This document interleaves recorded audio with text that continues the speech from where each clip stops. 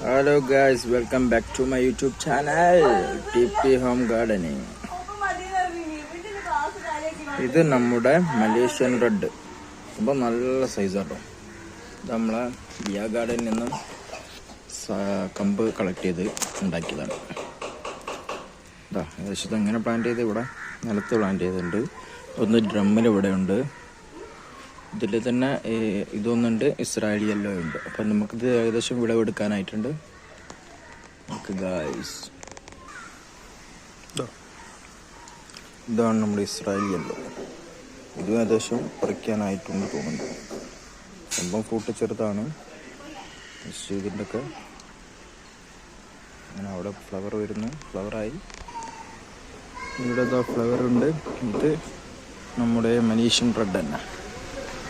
ഇവിടെ ഒരു ഫ്ലവർ, അവിടെ ഒരു ഫ്ലവർ. ഇതൊക്കെയാണ് നമ്മുടെ വിശേഷങ്ങൾ ഗായ്സ്. ഇതൊക്കെ തന്നെ നമ്മുടെ ഓരോരോ പരീക്ഷണങ്ങളാണ് കേട്ടോ.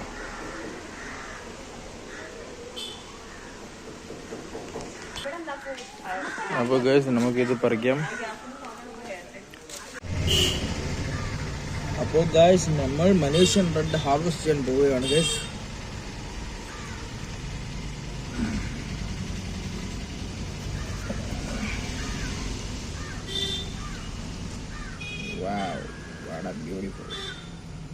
ഏകദേശം ഒരു 300-350 ഗ്രാം ഉണ്ടാവും. 350 ഗ്രാം കൺഫേമായി ഉണ്ടാവും.